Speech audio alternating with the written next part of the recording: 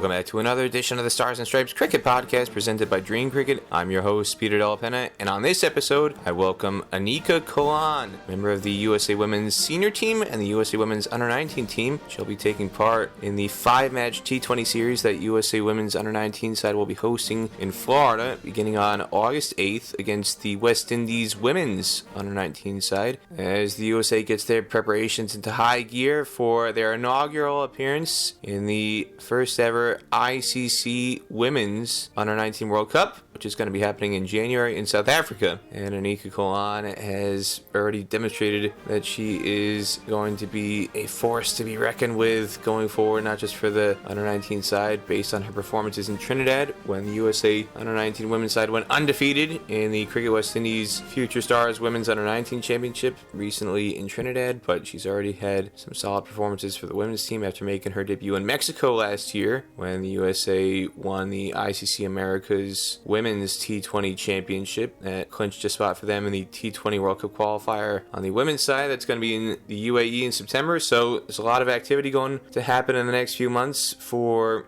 the USA Women's Cricket, both senior and under-19, and Anika is going to be a prominent figure in all of that. Just 15 years of age, she's going to be turning 16 later in August, but she plays well beyond her years if you've gotten a chance to see her in action. So she'll give us some insight into her journey into cricket, growing up in the San Francisco Bay Area. But before we get to the interview with Anika Kolan, I want to take a moment to thank all of the Patreon supporters who help keep the podcast going on an episode-by-episode basis, including the newest Patreon supporter, Philip Hicks, a captain of the podcast now. Thank you, Philip, for your support. Philip is an Aussie who is now living in Edmonton, Alberta. So I thank you for your support, Philip, coming from north of the border. And I also want to take this moment to thank the other key supporters of the Stars and Stripes Cricket Podcast, headlined by DreamCricket. DreamCricket Store can help you fill up all of your cricket kit requirements, anything you need. Bats, helmets, gloves, pads, jerseys. Go to DreamCricketStore.com and get 15% off your first order. Dream Cricket Store also offers free shipping on all orders over $200. Again, go to www.dreamcricketstore.com and take advantage of that great offer today.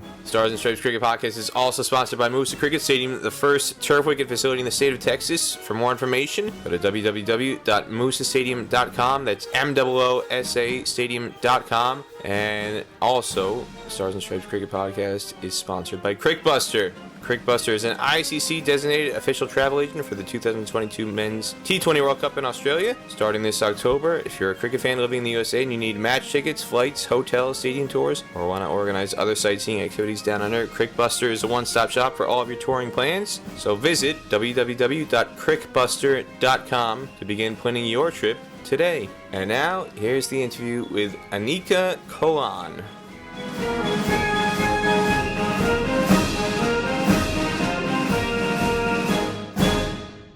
Today's edition of the Stars and Stripes Cricket Podcast presented by DreamCricket. I'm joined by the USA Under-19 Women's Vice Captain and USA Women's Senior National Team wicketkeeper, batter, wears many different hats, but she's a star in the making. Anika Kolan. Anika, thank you for coming on the podcast. Thank you for having me. Thank you. Well, it's a pleasure. So most recently, you were in Trinidad where you not just won, you dominated. Yeah. The entire team, and you in particular as the vice captain. You finished off the event with the tournament winning innings against Trinidad and Tobago, the hosts. Take us through that whole tournament from your perspective. So it's been a while since a bunch of the girls got together, but we've played with each other, played against each other, so I knew like there'd be great team chemistry. And like the way our team just clicked, it was so good. There's like really good communication, and we always had like pep talks to like each and every one of us before the games, and like it was just great. And from there, like we just dominated each team. We just, instead of looking at the long run, which is eventually the World Cup, we looked at like game by game, so we didn't rush anything. And I think that was a really good strategy that we had. What was it like for you being able to play in some of these venues, especially Brian Lara Academy? Brian Lara was really, really nice to play in.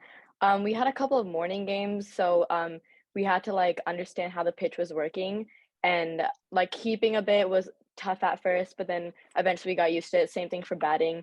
But I think what's great about our team is that we didn't let like any other environmental factors affect our play.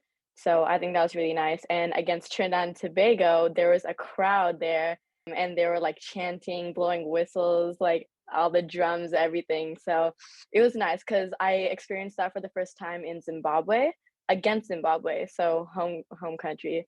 But yeah, having that again in Trinidad, and it was really nice to see and playing and then also winning. So yeah. The USA Under-19 women went to St. Vincent Yes. in January of this year. You were not a part of that tour because you had Yeah. already exhausted quite a lot of time missing school for your Yeah. commitments in Mexico and also Zimbabwe. But the women who were there did very, very well on that tour. And that kind of gave a little bit of insight into the competitiveness of USA compared to some of the other teams they would come up against, including the Windward Islands. But there's a lot of unknown about the standards because this is kind of a first of its kind opportunity for USA women in particular compared to the men's under 19 side, which has competed in the West Indies regional under 19 competition on a number of occasions over the years, or if not under the USA banner as part of a combined ICC Americas team. And in those events, the boys, the men's teams that have gone down there have always struggled. So, what were your expectations going into this event in the context of knowing how well the US Under 19 women's team that went there in January to play the Windwards, how they performed? So, most of the girls, they definitely had a lot of experience, since they went to St. Vincent, and since they won that tour, it was really good confidence, and they went in headstrong, and it was really just good team energy, and I think that like pumped us up. Like we knew what level we would be facing, and we knew how to prepare ourselves for it. And then, like I said earlier, we just took one game at a time, so that helped us like eventually have a clean sweep in Trinidad. Did you feel you were favorites going into this tournament, or did you even surpass some of your own expectations, both personally and as a team? No, I we played all the girls played together and we all know each other's potential. So there weren't any negative thoughts. Yeah. Take us to now. A lot of people are curious about Shidnaran Chanapal as coach. He's been kind of floating around the U.S. for a number of years now, doing various things at a local level in Florida and other parts of the country. But this is the first time he was in a much more prominent role in charge of a U.S. side of any kind. And I think a lot of people were curious about his appointment because he's not somebody who I think would be immediately associated with women's cricket in particular in a lot of people's eyes. He's done some coaching work with the West Indies under 19 men's side, but I don't think a lot of people are too familiar with any work he's done in terms of coaching women's cricket. And it's nuanced to a degree that you can't approach coaching men's and women's teams in the same way. There's the games themselves. I personally treat them as standalone games, just the stylistically and how the strategy of the game is between men's and women's cricket is very, very different. From your perspective, what was it like being around him, and were you able to see him as coach first, or did you have to kind of struggle to conceptualize, hey, this is a West Indies batting legend and I've got to put that aside to kind of listen to what he's saying as a coaching and strategic approach? So I think his experience being like a West Indies legend, it helped our team a lot, especially like knowing those grounds and just sharing the experience with us of like how to approach each game. He's definitely played a lot of cricket in his life, and it's safe to say that the girls, like we all love him, and we think he's gonna do really great stuff for USA Cricket. But yeah, like about the legend thing, like we kind of had to put that aside, but then we all just bonded over it, and like at the end, like it was great. What's the number one thing that you learned from him, whether about your own game or collectively as a team, that kind of changed the way you think about how to approach cricket that you didn't experience in the past? So as a team, the way we started our day, like let it be like just eating breakfast like all together as a team. In the warm-ups, he told us that like he presented the energy as if like we were supposed to be a unit, and that really helped us because with warm-ups being strong and us feeling confident in warm-up itself, then the game becomes so much easier. So advice he told me and all the girls is basically like don't overthink it. and just play it as it comes, just like how I said before already. Play game by game. Like, don't look in the long run and pressure yourself too much. Just like take steps, and it'll lead you to victory at the end. Now, you say you got to experience a unique crowd environment in Yeah. Trinidad, and you got a little bit of a slice of that in Zimbabwe, playing Zimbabwe. But for this crowd environment in particular, not only people are coming out to watch and support cricket, but specifically they're coming out to support Trinidad. They don't want you winning the game, and so you're spoiling the party, Anika. What was that like, just in that environment where there's a lot of people, but at times they were kind of stunned into silence, and that sends a different message in terms of how you're performing. No, personally, I love playing in front of a crowd. I love like hearing whatever music, whatever chants they make. And like another thing that coach told us is we're not playing for the crowd, and that helped us a lot because at the beginning I felt pressured. Like I felt like when I was batting, I felt like my legs were gonna fall off at one point. Like I was pretty nervous. But I just like hearing the mood fluctuate of the crowd, like whenever like USA is on top even more, like we hit back to back boundaries or something, like it kind of like goes down, and I like it's kind of like you're beating them back, and I just really like that feeling. But yeah. What else was enjoyable about the tour experience, whether on or off the field? Whatever we did as a team, like whatever we did, let it be rest days, the team was always together. Like there weren't many like separate groups. We were all like combined, and I know that some other teams don't do that, and I think that's why our team is really special because everything we do it together, and then our team energy is really well, and that goes onto the field. So my favorite part of the tour basically is just being included, being a unit both on and off the field. How much of a factor do you think the fact that you had played with 6 or 7 of these girls at senior level, and you had gotten the exposure in Mexico and in Zimbabwe in terms of knowing what the expectations are for international cricket at a senior women's international level, how much do you think that helped your ability to adjust and perform in Trinidad at the under-19 tournament? It was really beneficial. All the girls already played together, let it be in any type of selections, but playing with like 5 or 6 of the girls in the international experience, it helped us like how to confront the pressure that we were about to face in Trinidad. And we knew each other's body language. We just made it work in the end. I think it's because like we all know each other so well that we can always lean on another. Did you have a favorite match from the tour? Favorite match. I think it would probably be against Trinidad. Just like being from the home team. And there were so many jitters in the locker room, but like I said, like we were a unit, we all stayed together. I think it was like everyone's countless effort, and that just led us to victory. And having the team like run onto the field like that was really nice. But yeah. I know you talked about not wanting to think too far ahead and just taking it game by game. Everybody hears those kind of things in a sports team and from players and one game at a time and all that kind of stuff. But at what point did it start to enter in your mind, whether from the first game or third game or at any stage, that you thought, hey, we're not just good, we've got a chance to actually win this thing? Yeah. The confidence just went up more and more after playing the first games, like seeing how well we did. I think we all just realized like how much potential this group has. And we didn't go into this tour with negative thoughts, but we also didn't go in overconfident. But one thing we gained back from this tour was confidence, and just seeing how well we did together and how well we played the teams. And like you said, it wasn't close or anything. So we know that we have a lot of strength in our team. And I think it could really take us far, especially with this World Cup coming up. What was it like for you to be named vice captain? It was a really, really good experience. Me and Geets, we would always like meet with coach before every single game, have a talk about all like the positions and everything. So it was never really too stressful for I think either of us because we were always communicating with each other. We always knew what was going on. If there was ever a chance that one of us had to step off the field, we could always like come back from that because we're always really prepared. But no, I really, really loved being vice captain. It's really an honor. And I'm just like, I'm really glad I could do it. When did you find out? Yeah. I found out, I think you were the first one who told me. Because I think I just woke up for a nap or something. And you texted me, you're like, congrats on being named vice. And then I forwarded it to my family group. I was like, hey, I'm vice. So I think you're the first one who told me. So I woke you up. I ruined your nap. That's what you're trying to I don't say. think you ruined it. I think it was you. I think I had a good surprise at the end, so it's okay. For people who don't know, you're born and raised in Northern California, born in Tracy, which is in the East Bay. It's quite a ways out east of Oakland and Santa Clara and San Jose and all that. And you've lived your whole life out there.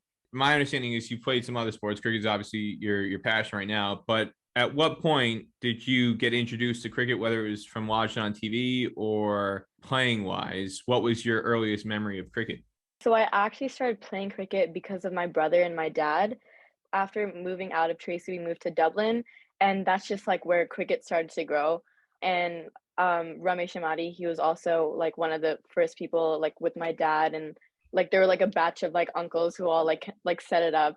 But I started playing cricket because my dad was dropping my brother off at cricket practice, and my mom was home, and we were doing math homework together. And I just wanted to get out of it. So I was like, you know what, dad, like I'll come, I'll drop like my brother at practice with you just to get out of math homework. And then I saw like him practicing, and then there was also like a nearby game going on. Like there was like a small section, and then there was a game going on.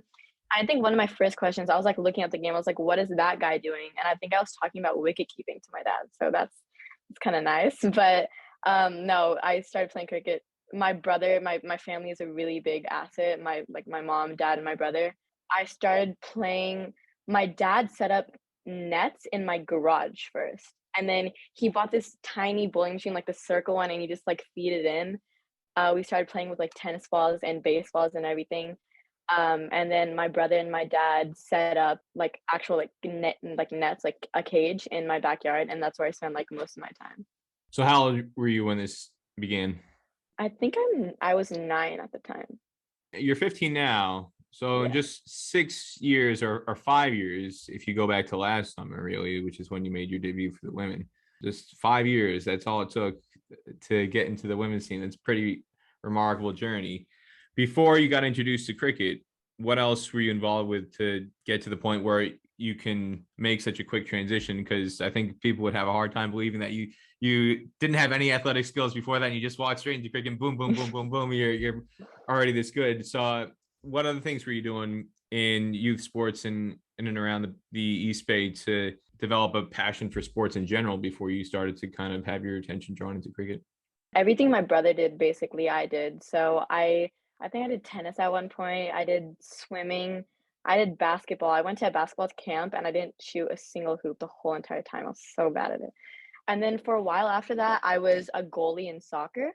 And then from there, I transitioned to cricket. And I did all these sports because I was just following my brother's paths. So, And your brother's name is Anish. yeah. How much is he a factor in your current level of training? I know he's at college, he's at Arizona State, but how much of an influence is he in your modern activities to be on the scene? No, a lot of what I am now, it's definitely because my brother was a huge part of my cricket life.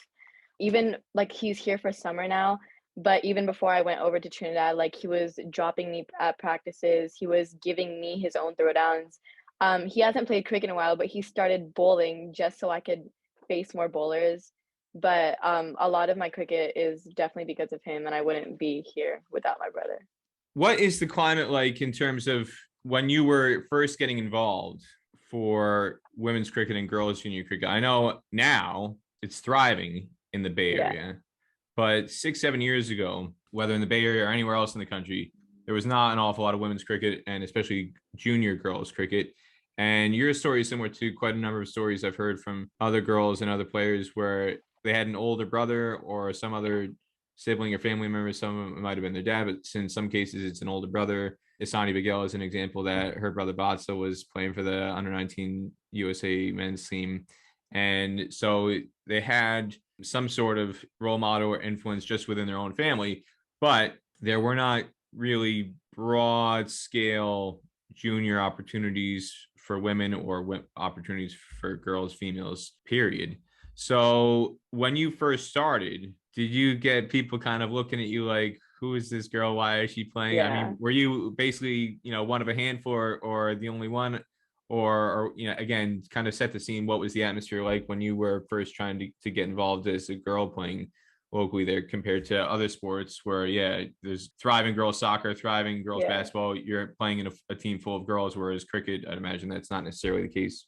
I was actually I think the first girl to play cricket in like the Tri Valley in the Bay Area. But no, I definitely didn't have a lot of friends back then. A lot of the guys hated me, and a lot like parents and like all the uncles and all the guys are like, why is she keeping? And they always want to like push me down a bit. But I also wouldn't be here without them because I kind of like fired me up, if you want to say that.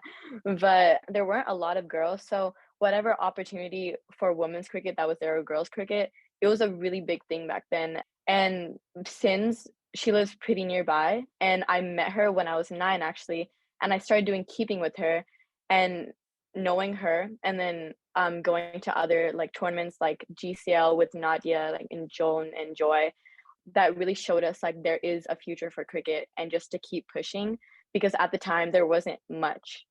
So Yeah. Sindhu Sriharsha, you've known her since you were 9. Yeah, I started training with her like since I was 9. She used to give me like throwdowns in my house. Like she used to coach me because she's obviously a keeper and she and my dad like helped turn me into a keeper. So a lot of like my keeping all like goes to her. But there were times in like the winter where it would be so cold and we would be shivering, wearing like 2 layers of jackets, wearing a beanie, but she would still like persist and like teach me my basics, and my cricket was shaped because of that. I want to talk more about Sindhu in a little bit, but first I want to go back to kind of the obstacles to playing cricket as a Yeah. girl. I've observed this on the East Coast going back 10, 12 years when I used to do some academy coaching work in New Jersey. One of the things I would observe was the cultural dynamic in the South Asian community. And you'd have boys brought in to train at some academies, and the sisters would come and they would sit on the sidelines in a bench just watching. And it was almost as if they were not just, you talked about like, oh, I wanted to come to get out of math homework, and Yeah. you got the chance to play, and to some extent there was may have been some opposition, but you were able to get opportunities. I always got the impression at the start, it's not like this anymore, but it was as if some families, the attitude and other people in the community was, no, the boys play cricket and the girls can Yeah. watch, but the girls should not be in Yeah. the net playing with the boys at the same time or at all. Yeah. And so, and you kind of hinted at that. What do you feel was the most important factor in helping to change the mindsets of certain people in the community to get it to the stage where, instead of, like you say, people you thought were hating you or were not supportive, to the point where now you feel that they have become very supportive and are behind you, whether that's at a local level before you represented USA, or now since you're representing USA? Oh, we got a USA national team player. Of course we want her to play. Yeah, so I think the only way to like allow more cricket to grow is just by like basically doing it. It wasn't that supported, just like a few uncles, but definitely my family, they supported me. But a lot of people were like, they were like questioning why I was doing it, and they're like, it's not gonna take you that far. But the only way to prove them wrong is by doing it and to keep excelling and keep on putting in the work. And that's just what like a lot of girls in the area did, including me. How much of a factor was the fact that when you're starting, and at that point in time, again, as a 9-year-old, 10-year-old, the concept of having USA national team players in the area who you could look to as role models was basically non-existent? I mean, going back a couple of years ago, talking to your dad, talking about the experience of the girls cricket league when you would have been, I think, 12 or 13 years old at the time in Florida, and then when you were in Florida for the nationals last year, one of the things that stood out to me was your dad, Suresh, telling me that one of the biggest factors in you envisioning a future with the USA national team or envisioning a career in cricket was the fact that seeing Lisa Ramjet and Geetika Kadali, but in particular Geetika, because she's from the Bay Area, she's from your neck of the woods. And so it's one thing to kind of hear about and see somebody like Sindhu Sriharsha, who played for India A and had an elite career overseas prior to coming to the Bay Area, and being able to train with her. But being able to see somebody who's more or less in your peer group, Geetika's a few years older, but generally speaking, she's gone through the same life experiences that you have growing up in the Bay Area. And to see her get picked for USA in 2019, talking to your dad, it was like a light bulb went off, like with Yeah. you and with the family in general, that, hey, if Geetika can do it, as somebody who learned Yeah. all of her cricket here, like Anika can do it, and Suhani Tadani can do it, and Lassie can do it, and some of these other girls can do it. It's like, oh, we've got a role model who's Yeah. in the same age group, and it's not just this far off thought that only somebody of Sindhu's caliber and Sindhu's training having to go through the whole process that she went through in Karnataka. That's only somebody who can make the national team's weight. Somebody can do it and achieve that same kind of success and achieve that same kind of goal representing the USA national team right here in the Bay Area. What was it like in terms of having opportunities to develop at that point in time? Like I said, going back 9, 10 years old, 11 years old, before kind of Gitika was playing for the national team in 2019 when you were still only 12, and those first 3 years when there might not have been exactly role models that are there present in terms of kind of the US cricket scene, or just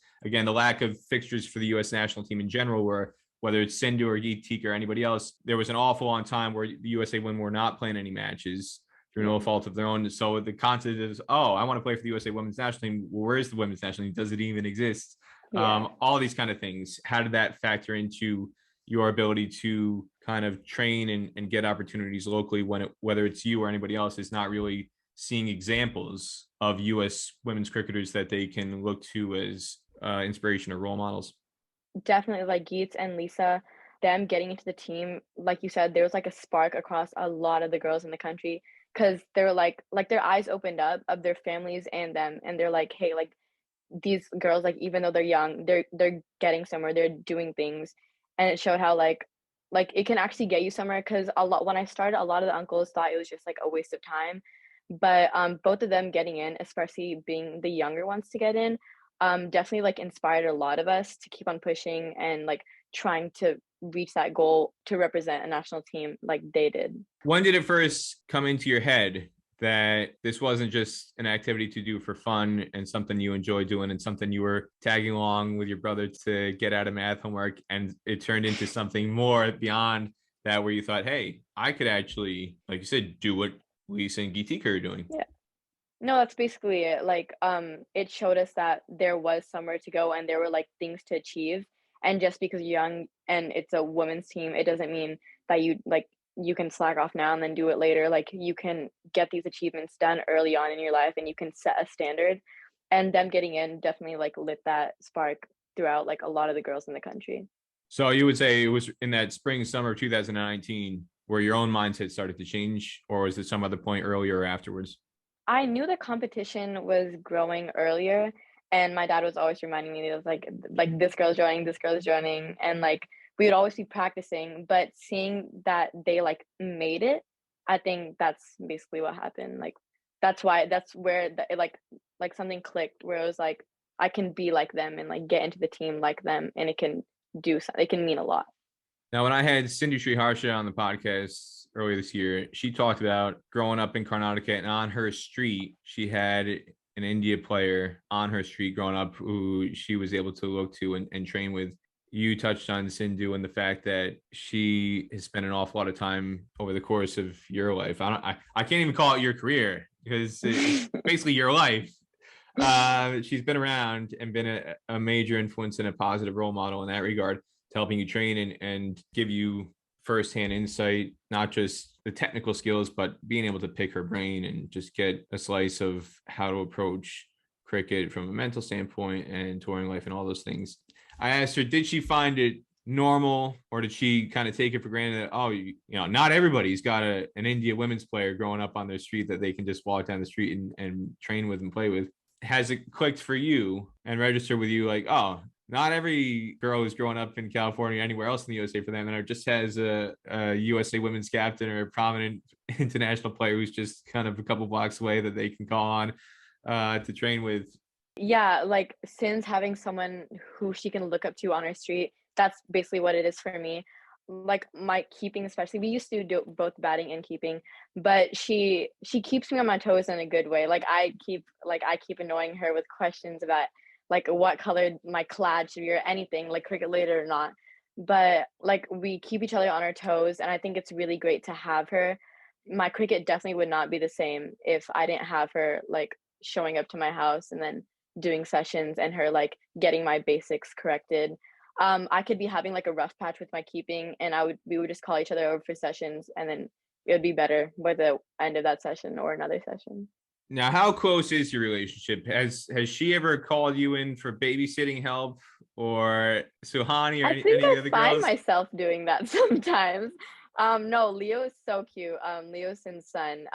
No, we love Leo. We love him so much. We had a dinner at Suhani's house, and like the adults were on one side and then the girls were on one side, and then Leo was just with us. Like we were just taking like group pictures. Like it was really cute. It was really cute. The Stars and Stripes Cricket Podcast is presented by DreamCricket. DreamCricket Store can help you fill up all of your cricket kit requirements. Anything you need: bats, helmets, gloves, pads, jerseys, and more. Go to DreamCricketStore.com now and get 15% off your first order. DreamCricket Store also offers free shipping on all orders over $200. Again, go to www.dreamcricketstore.com to take advantage of that great offer today.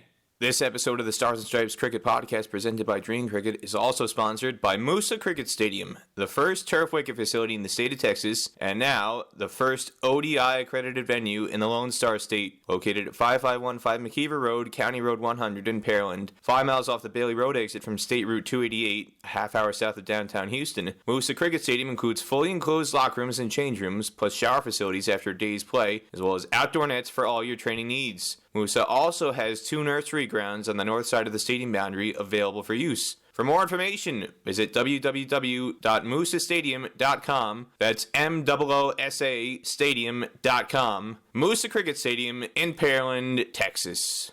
The Stars and Stripes Cricket Podcast is also sponsored by Crickbuster. Based in Florida, Crickbuster is an ICC-designated official travel agent for the 2022 ICC Men's T20 World Cup in Australia. If you're a cricket fan living in the USA and you need match tickets, flights, hotels, stadium tours, or want to organize other sightseeing activities down under this October, Crickbuster is a one-stop shop for all of your touring needs. Visit www.crickbuster.com to begin planning your trip today. And now, back to the episode.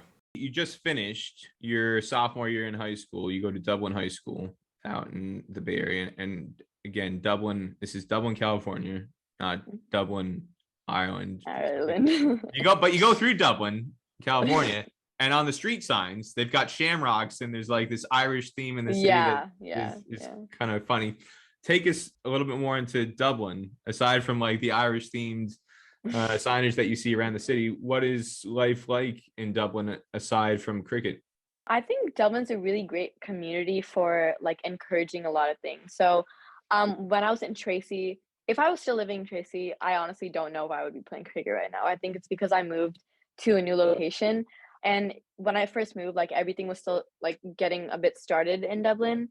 So my elementary school, middle school, and now high school, like they all have like cricket teams in it. When I was in elementary school, like cricket like started to get introduced, so we would have some of our coaches like throw some balls around after school and we would start playing cricket.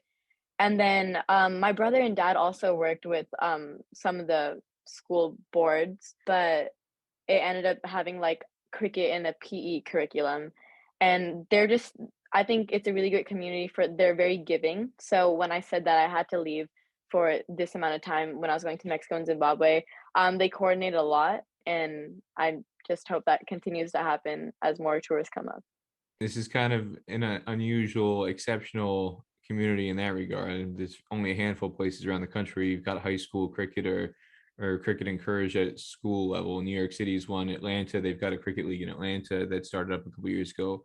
But Northern California and Dublin specifically, there's a perfect storm that's come together, Anika, where all these things are you've got a USA Women's National Team captain just down the road. You've got a schools program with cricket. A lot of other things don't happen like that in other parts of the country. How popular is the schools cricket there? Is it big enough for it? You have women's specific school program, or are you playing co-ed? Are you one of a handful of girls playing amongst a boys team at the high school, or what is kind of the exact nature of the state of the program at this point in time? I think after COVID, cricket kind of like decreased in schools, but when it was like starting and when it was like starting to thrive, there was both co-ed, and then there was also I in my middle school there was a team of just girls because there were a lot of girls in Fallon Middle School, which is my middle school here in Dublin, that wanted to try out cricket. So it's both co-ed and there were some girls teams. And is there enough competition and interest where it's not just a school team or an inter-school event where you're playing almost an intramural level sport, or is there a formalized league where you've got enough interest from other high schools where you're playing against or have the opportunity to play against completely girls cricket teams, whether at middle school level or now at high school level?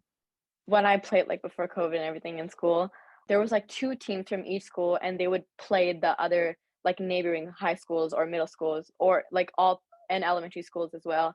The girls, I think at the time there was only one girls team. So it was a girls team against a guys team, but it's grown a lot from there. And I know a lot of people who started cricket, some girls too, who started cricket because they heard about it in school and things like that. So that's really nice. Now, you mentioned pre-COVID. What's the state of affairs now in your part of California in terms of being able to go back to school in person and experience some of these things in person and get back to kind of these opportunities? So my sophomore year, last year, it was in person. Like we still had our masks on and everything, but we got to go in person, and that was also when the teams got announced for like Mexico and Zimbabwe. So people knew that I played cricket for the national team, and I think a lot of people in my high school started to know about it more because of that. There's already like a lot of people I know in school who play cricket. Like Dublin High School has a lot of cricket people, but my like the Dublin High School Instagram, like they posted how I got selected and everything. And then a lot of people just started calling me cricket girl. So I mean it's good because I guess people now know about cricket. But yeah, I just have to be cricket girl. Like that's my name. But it's okay. Have you had to practice your autograph? Are you getting a lot of selfie requests from other No, kids? that's all right. I'm good. Not there yet. A lot of Okay. the uncles just like say that as a joke though, and I just never know what to respond with. Have you signed yearbooks? Is signing yearbooks still a thing? If you're signing a yearbook, do you sign it Cricket Girl or do you sign it Anika or what? I would sign Anika. I don't think I would name myself cricket girl. Actually, I don't think I bought a yearbook this year, so I didn't really do the yearbook signing. I did that in like middle school or elementary school, but not in high school. Take us through getting that opportunity to go to Mexico, making your debut. And again, you made your senior team debut before you made your USA under 19 debut, partially as a function of the fact that there wasn't really an under 19 women's team, Yeah. where there was a senior team. That under 19 women's team is a very, very new thing, and which also makes the success in Trinidad even more remarkable. But just the pathway, only been playing for 5 years essentially. You said you started at 9. They were picked to make your debut just after turning 15. You're going to be turning 16 later this summer, but playing for 5 or 6 years essentially, and this extremely rapid development in the last 3 years in particular, where you're getting an opportunity to kind of get more exposure on a wider stage, national stage, through the Girls Cricket League event and some other events that are kind of run on a semi-national scale around the country. That was down in Florida, the Girls Cricket League event in 2019. But then at a USA cricket level, the formalized structure coming into place last summer with the inter-regionals leading to the regionals and then the national team. Take us through, I guess, last year in particular and how things started to unfold in a relatively short, quick period of time for you to go from the inter-regional squad, regional, get selected for the national championship, and then you get the call to come play for USA in Mexico. Yeah, so after COVID, there was definitely a lot of cricket, like it just like pushed off from the start. And I think with a lot of cricket that helped a lot of the girls, including me, prepare for possible national level teams that we were about to face if we made it, and we did.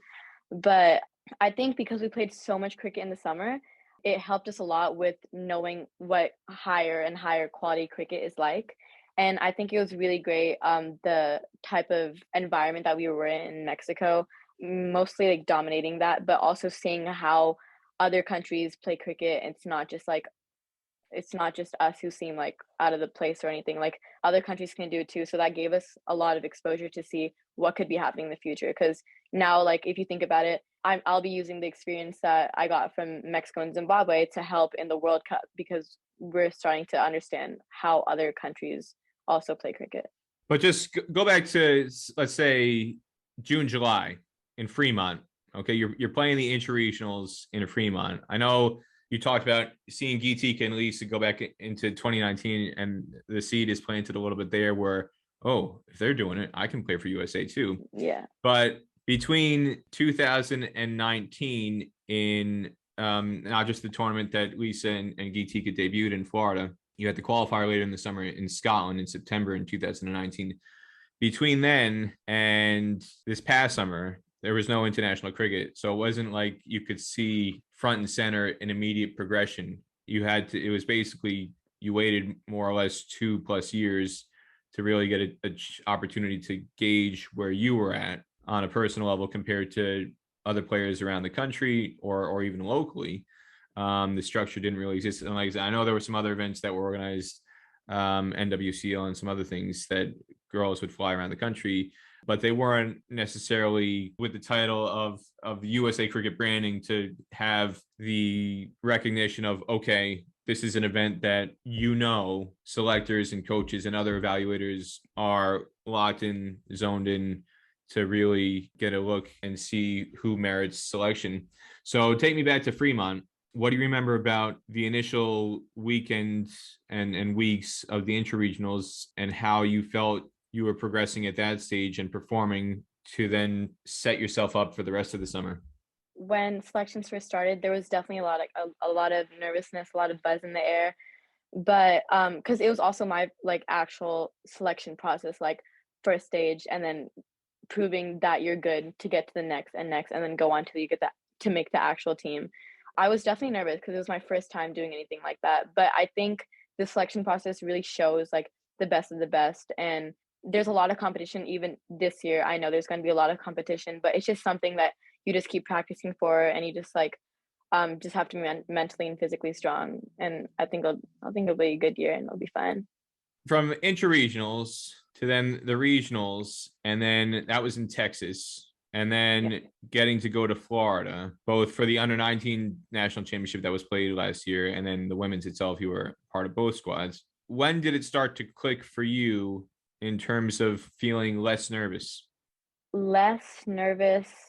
I would try to like brush the nerves aside because just me like overthinking, getting more nervous before a game, like I end up doing even worse. Like if I think like how am I gonna play this ball if this bowler does this, like I just end up like not playing it at all. Like it's bad.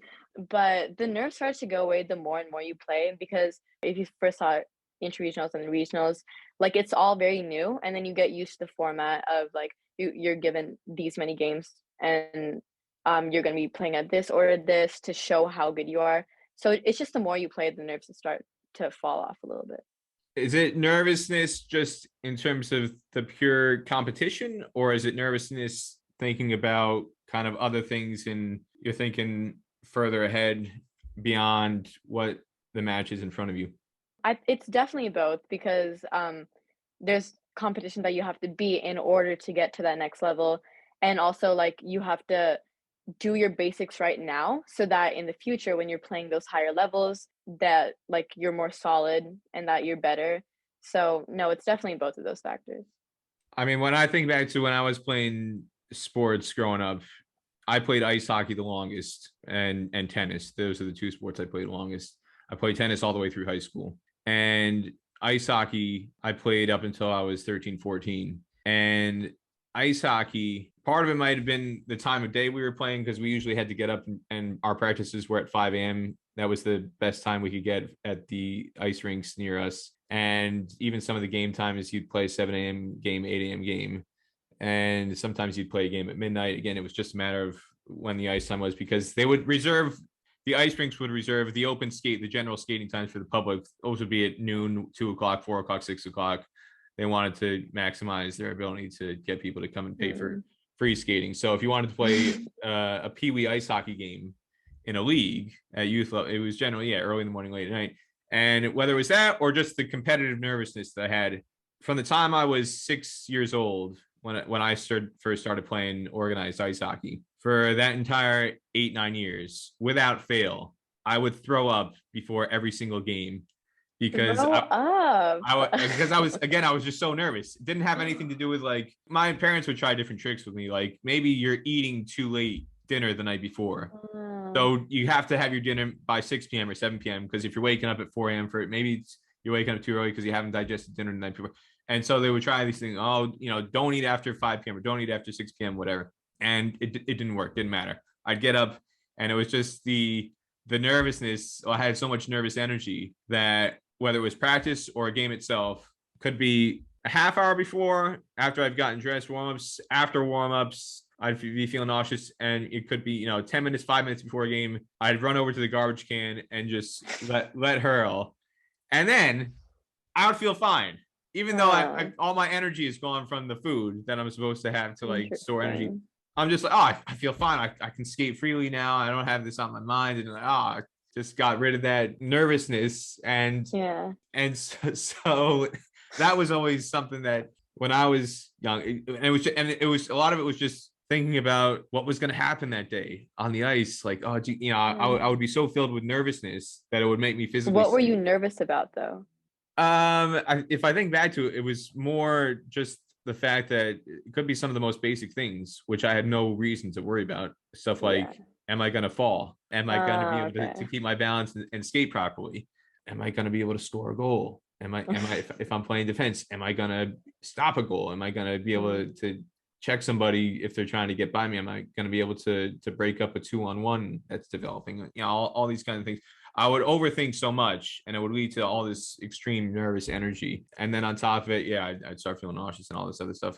And I did it to a lesser extent in baseball and in tennis. There were some times where, I would throw up before a tennis match, not nearly as often as I did ice hockey, but I would just have this constant, I wouldn't call it dread, but there was definitely like a fear of, I don't even call it fear of failure. I would just call it fear of embarrassment or screwing up or doing something to borderline humiliate myself, and it just manifested itself in I have to throw up now. I don't feel so good. And then as soon as I got it out of my system, it's like, my mind is clear now. I can go out and do it. And some of it might have been a product of I've thrown up so much, I have to get it out of my system now because I don't want to throw up once the game has begun, and that'll then they're gonna have to clean it up off the ice.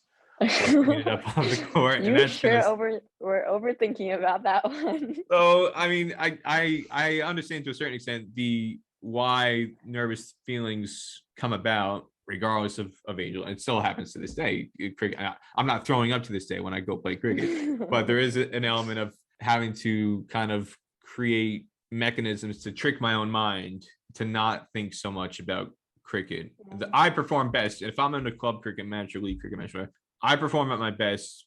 I almost have this. I took inspiration a bit from Mitali Raj, seeing her at the Women's World Cup a couple years ago, where she's sitting there going out to bat and she's reading a book, and it looks like she's not even like paying attention to the match. And like I'm thinking, like, like you're allowed to do that. The India women's captain is going to the World Cup final. And she's reading a book. She's not even caring about what's going on in front of her. And I started to understand it. It's a mechanism where you just taking your mind off. You're not thinking so hard. So did you ever experience any of those? Not the I'm going to throw up every single time I go to bed or to keep wicket, but did you ever experience any of those feelings in terms of that element of the nervousness and how that would kind of lead into your preparation and how it would kind of interfere with your preparation for going out to play a game? Something about me is that I'm definitely an overthinker. I think I've tried to stop now, but I overthink a lot, and especially before games. And I realize now after like years that like if I overthink a lot before a game, then I just end up doing worse. So I just try to distract myself. But before I was really, really superstitious. Like if I slept on my left side before a game for even 1 second, just to like turn a little bit, it's going to be a bad game. Like from the start, before the game even started, I knew it was just going to be a bad game. And I had a lot of things like that. But I think over the years and like the more I've played, I just realized that whatever I do off the field, that's sleeping on my left side, that's not really going to affect how I play cricket. So I just distract myself. I don't overthink as much anymore, and that comes from like playing more games and getting used to it, I guess. But when you got to nationals, and also along the pathway. So regionals, inter-regionals, and you're playing with and against players like not just Sindhu, but Uzma Iftikhar, Erica Rendler, and then you're on the opposite side of the field as Nadi Rooney, Shabani Bhaskar, Moksha Chowdhury, Sarah Farouk, some of these other players who are established players, and you're batting against them and you're succeeding, whether against the bowlers who are national team bowlers or comparatively, you're scoring as many runs, if not more runs, than some of the established national team players who had been representing the USA in the past, whether it was the early 2010s all the way up to 2017, 2019 in Scotland. At any point during the regionals or nationals, did it start to seep into your head, or did it start to sink in like, hey, it doesn't matter if I'm only 14 or 15, like there's a good chance I might get picked? And did you start to prepare yourself for that at any point during last summer, or did you just not think about it until you got the email or the phone call to say, Anika, you've been selected for USA? I think I thought about it at first, but it's like I didn't want to get scared of the players before I even play the game. Like I just go out there, I just play the ball. I don't overthink about what the bowler or what this batter is going to do or anything like that. But doing well against those established players, it's a confidence boost for a lot of the girls, and it really shows how much better cricket can continue to get, especially women's cricket.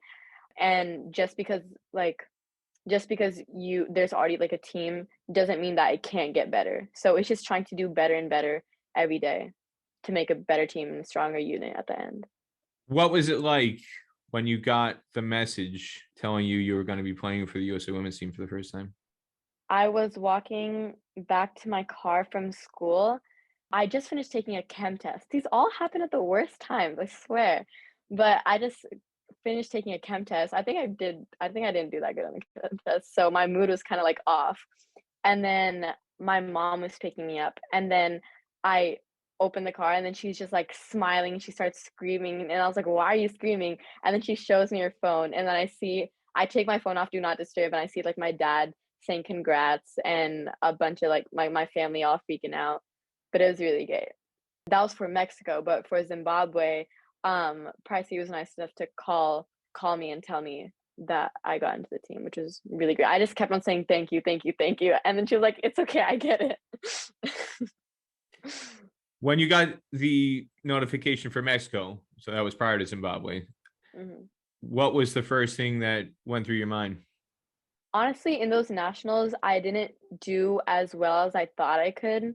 So moments up to finding out if I was in the team or not, I was so stressed. I was like, there's nothing I can do about it now, but I was like praying, like I was so nervous. But then the news finally came out, and then I was like, this is another opportunity for me to do better than what I did before, because I want to do better than what I did in national, because personally I think I could do better than what I did in last year nationals. But I saw it as another opportunity to prove how I'm actually like a good player and how how I deserve it. Yeah. But just in terms of the raw emotion, would you say, if you had to pick one word, what was the overriding emotion you felt or experienced when you first found out you were going to represent USA? Surprised, excited, surprised.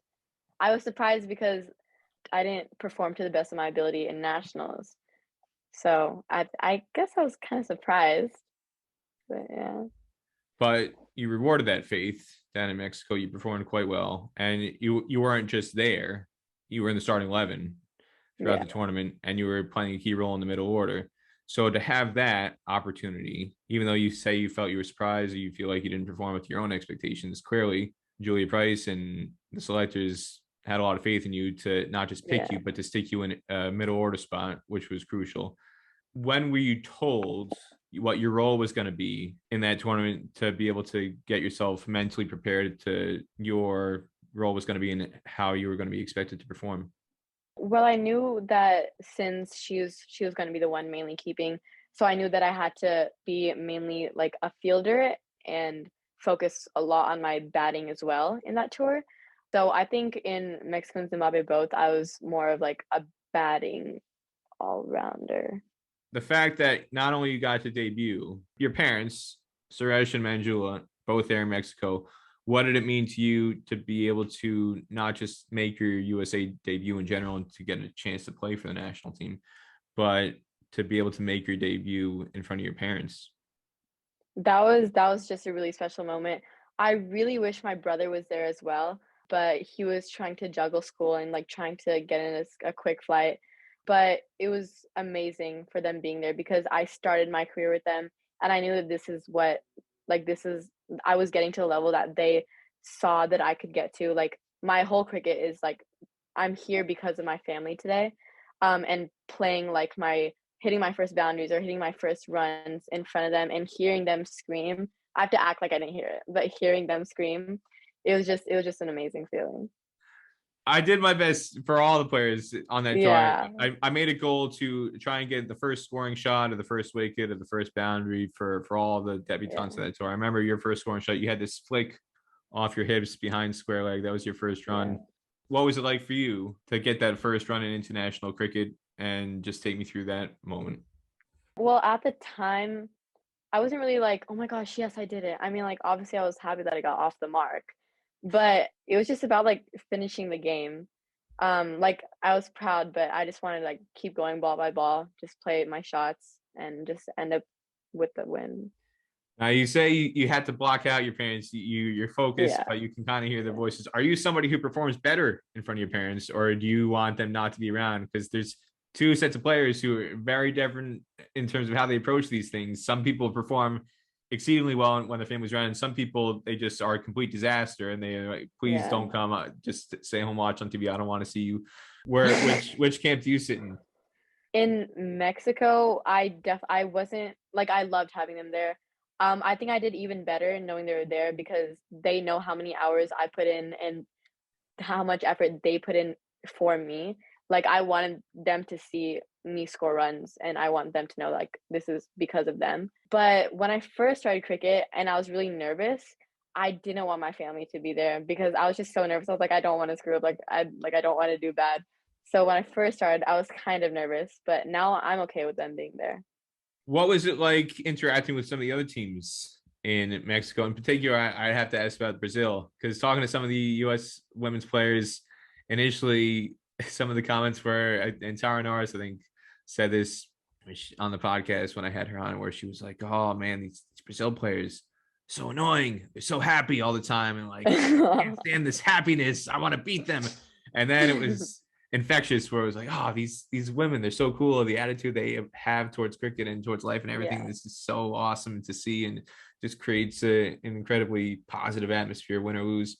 So what was that whole touring experience like for you, being the first time opportunity to tour with USA in the context of the teams that you got to be around on or off the field? Brazil, they had their really loud chants and everything, so I was like, "Oh my gosh, like, this is, like, a legit team." So, I think I was a little pressured by that at the beginning, but, the team like, the USA team worked really well together, and just like Brazil, we're a really tight-knit team as well. But on and off the field, Brazil, some of the players are really, really fun to hang out with. I don't think we had much we didn't have that much of a chance to do it because of COVID, and we had, like, our little bubbles. I know, like, we had to, but sometimes I wish that wasn't there because, like, it kinda takes away from tour experience, but we still got to talk to them and hang out with them, and just making new friends on this tour, meeting new people, and learning about new experiences, like, that's what also makes tour, like, so great apart from cricket. Zimbabwe was a very different experience for a whole lot of Yeah, reasons. COVID played a yeah. very significant role in that tour. Take us through that, especially in terms of how it ended in such an abrupt manner, and kind of the chaos that unfolded with the teams having to be flown out as quickly as they were, and the route Right. that you had to take home, because off memory, you had to go through Oman and then back to the USA that Yeah. way. Honestly, it was so hectic when leaving. Like, I if you ask me, like, which flight I took, like, what was my pathway, I cannot tell you. Like, I was, like, trying to get as much sleep as I can, like, I was so tired. But it definitely ended abruptly. I wish we had one more game against Pakistan, and that would have been a really good, like, opportunity to play against them. That didn't happen, unfortunately, but that would have been like, I just wish we played that one game and just finished the tour off normally, but it's okay. Things happen. The other games you played, though, you got an awful lot of opportunities to learn, and kind of, again, see where you're at. Mhm. Zimbabwe was a heartbreaker. You lose that Yeah. game by one wicket. And Thailand, in terms of where you sit at associate level, It's a very big kind of wake up call to see this is the gold standard of associate member teams, and this is how far USA still has to go. So what would you say was the number one thing you learned in that tour in terms of where your game is at and where you feel you still need to improve to close the gap on a personal level or as a team collectively? I learned not to be too overconfident because I was confident in my game, and then I met all these other players. So I played against these other players, and my confidence just went down. I wasn't too overconfident, but I wasn't like watchful as much as I should be, and that's just something that because there's always going to be better people. There's always going to be people that want to beat you. You want to beat them. Like there's always going to be competition out there. So it's just like to keep training, working hard because after seeing Zimbabwe, there's like that level of cricket is really high and we're going to get there someday, but we all have to just put in effort to get there. One of the things that stands out about your game, the opportunities I've had to watch you, whether it was the interregionals, regionals, nationals, or in Mexico or anywhere else, is, and this is something that a lot of people struggle with on the men's and women's side, but one of the reasons I felt like you were a really good candidate to get picked for the Mexico tour and the Zimbabwe tour, you play spin bowling really well. And you're confident using your feet, and just in general, your ability to play spin is something that I feel sets you apart from a lot of other players. From your perspective, what is the key to playing spin bowling well? Just watch the bowler, look at their hand. No, I really like using my feet and stepping out to bowlers. That's something I'm really confident in. I can always play on the back foot, but that's with Julia Price. We always talk about gear one, gear two shots, like what you're comfortable with and like what you can, your gear two is like what you can use to excel. And if there's a lofted ball on the very first ball of the game, like that's my gear one and I will step out. Like that's just my natural game. But it's kind of just playing to the merit of the ball. So keeping it simple is what I'm hearing. Keeping it simple. Keeping it That's simple. a good one, yes. Okay. What for you has been your favorite moment in your brief career so far, whether with the under 19 team or with the senior team? Cricket related, like on the field or off the field? Could be anything to do with representing USA. It could be an opening or a closing ceremony. It could be just getting on the flight and meeting your teammates at the airport and flying on a plane with all your teammates, or could be off the field team dinner. It could be just taking the field for the first time. It could be hearing Gargi Bogle and all of her chants on the field. Anything. What to you is the thing that you have enjoyed most about representing USA, if there's any one moment or something collectively? I think those chants that got me thinking. I think us trying to come up with chants. I think that's one of my like favorite memories. Like us like as a team, like brainstorming things to have fun, things to do on off days. It's just spending as much time as I can with the team when the game's about to start and we're running onto the field to take our position. That's a really, really good feeling. Like everyone is so confident, they're ready to take on any challenges that come. So there are a lot of favorites, but I think a lot of my favorites have like the common pattern of just being involved with the team. Who's most responsible for coming up with those chants? Did Gargi come up with them herself, or is she getting assist along the way? I think we like in our group chat, we just like said whatever came to mind and then we just found one that we liked. But it was I think it was a collaborative effort, I think, if I can remember properly. So the whose house is this? Our house. That was a Whose collective house, effort. our house? I can't. I think I think it's Gargi. Gargi comes up with a lot of them. There's not one person I can name. I think it's just a lot of us. I have no idea. What does it mean to you to represent USA, whether it's cricket or any other sport? Being able to play cricket at such a high level in the US, that's just an amazing opportunity. Being able to have that sense of pride to think that you're doing something that's bigger than yourself, like doing something for other people, trying to have cricket more well known in the US. It's something that you're doing for other people, not just you. And I think there's like a lot of pride that I have from doing this. What else do you want to achieve in your career, short-term goals or long-term goals? Just to whatever spot on any team that I get, just to do my best, score as many as I can, just lead the team to victory and make sure that I was a part in it. I don't want to set the team back. I just want to help them move forward. So long term would just be to keep playing for the US and yeah, just keep on doing my best. And there's like other tournaments in that too, so that'd be great to play in those, like fair break and all those. So that would also be really cool. But yeah. What excites you most about the opportunity to play in the first ever Under-19 Women's World Cup in January in South Africa? That's absolutely insane. Like thinking about the World Cup and us playing in it, like that's actually insane. But we're just gonna take it again, game by game. We don't want to get pressured by our competition. Just stay as a unit, make sure that our team is strong, our morals are strong, and just to go in and give it our all. Like we're not going with any. We're just going to be open-minded, positive, and whatever happens. But we're just going to give it our all. In terms of big picture, one of the things you started off with, you talked about, was the fact that there wasn't much support for women's cricket in the area or nationwide for that matter. But your parents were extremely supportive and your brother was extremely supportive, and that helped put you on the path where you are now.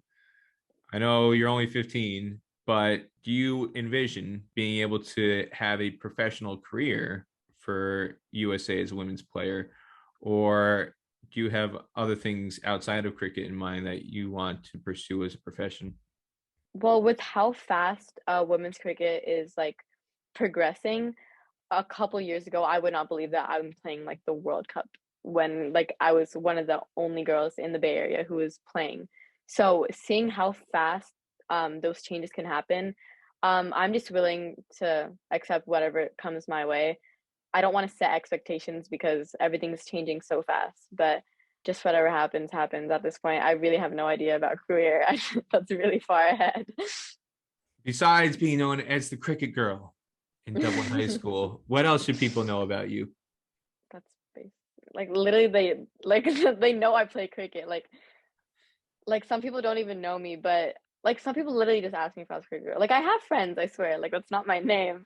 But no, a lot of people know me because of cricket. And we have like some jokes too. They're like, some of my close friends, they're like, "Oh, what sport do you play again?" They're like, "Oh, you play softball, soccer," and we kind of like make jokes about it. So yeah. When you first came back to high school after the Mexico tour, what was the general reaction amongst your classmates and your teachers and anybody else to do with the school? My teachers and classmates, I think they did an announcement about it in school, but I mean, I wasn't there to hear it.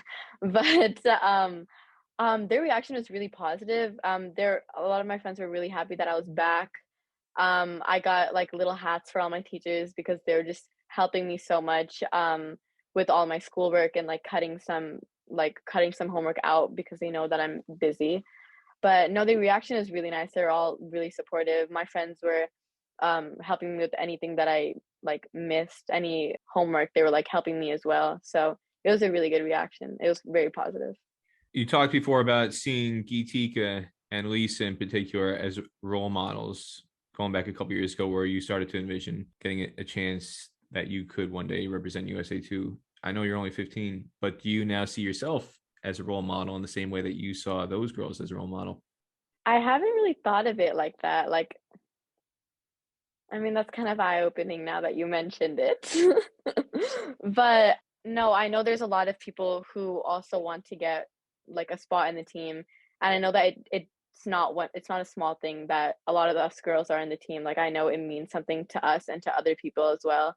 I didn't think of myself as like a role model or whatever. But no, that's kind of cool to think about though. Favorite 11 time, 11 questions, cricket and non-cricket. Are you ready, Anika Kolan? Yeah. Here we go. Your favorite roommate on any cricket tour? Suhani. Why Suhani? I mean, Suhani and I've been roommates for 2 tours or like 3 tours now. But we spend a lot of time with each other and we're both messy, but we end up like we also like clean pretty fast. I don't have like a favorite, but I spend a lot of time with Suhani. So I don't know, we're good together. Your favorite thing to do to pass the time on a 14-hour long haul flight or any other kind of flight, transoceanic flight, whether you're going to Trinidad or going to Zimbabwe or anywhere else? Listening to music or watching TV on the flight. Your favorite song as a follow-up to that? Favorite song? No idea. Constantly changing. Cannot answer that one. I actually can't. Making it difficult for me, Anika. What's your favorite artist? Is that rotating too? Favorite artist? Also, don't have a favorite artist, but right now I'm listening to a lot of Drake. So, yeah. Your favorite cricket ground? I think I have a new favorite after this Trinidad tour. I think it's the Brian Lara Cricket Complex. And they also have nets, indoor nets that we use as well. And I just love like the aura that it has, like the ambiance of the place. I just really like it. It's really open. Your favorite cricketer of all time? Alyssa Healy. She's a keeper as well. So her both batting and keeping, they're just like I love watching it. Also Laura Wolfhart for batting. I mean for everything, yeah. Your favorite non-cricket athlete of all time? Should I just go with the classic and say Usain Bolt because I have no idea? And why is he a classic? Explain this. Because he's very fast. Because he's very fast. That's very fast. That's keeping it simple again, Anika. Your favorite place to eat out on tour? In Texas, it's definitely Aga's. I know that's a popular. I know Sins really likes that a lot. I loved getting doubles in Trinidad. I love doubles. So I would say doubles in Trinidad and Aga's in Texas. You're going to make a lot of fans with the people in Trinidad. You might be making a hard sell down the road if you can get drafted for the Trinbago Knight Riders women's team in the women's CPL down the road. You're making a very compelling argument for them to look down your cricket info profile. Your favorite beverage of any kind? Thai milk tea. I love Thai food, and that's just like it's a famous, like it's a well-known like boba order as well, like tapioca drink. So that's just my favorite flavor. So it's just a Thai drink. Is that bubble tea? Is that what you're talking about? Yeah, you could. Yeah, sure. Yeah. Bubble tea. You're a fan of the bubble tea? Yeah. Okay. Your favorite pizza topping? Olives. Your favorite movie? Your favorite movie of why are you laughing? Favorite movie. That's not the reaction I thought you would have. Hey, pizza. Hey, to each their own. Pizza. I'm a cheese pizza person. That's also an eligible answer. You can be part of the Kevin McAllister Club. Lisa Ranger was part of the Kevin McAllister Club. Cheese pizza only for Lisa. Shabani Bosker as well. Cheese pizza. Kevin McAllister Club. But I can't really go wrong with that. It's a personal preference. Favorite movie. So yes, your favorite movie of all time. Ocean's 8. I can rewatch that on any single flight. Like I know the whole entire plot. I'll still rewatch it. Last but not least, your favorite show to binge watch, whether it's Netflix, Hulu, Amazon Prime, any other streaming service, or DVD box set. What's your go-to show that if it comes across the TV, you can't stop. You have to put down everything and you can't turn it off. You got to watch it through to the end of whatever episode is running. Probably Grey's Anatomy. I just started watching it. I'm just like binging through it. I really love it. There you have it. Anika Kolan. Anika, thank you so much for coming on the Stars. Thank you so much for having me. I'll give you the final word. Anything else you want to say about you or your journey that you feel people should know about yourself? Not about myself, but there's a lot of cricket coming up. So it's just really great to see how much women's and girls cricket is thriving now. So that's just really great to see. And I'm really excited for the upcoming months and years. So.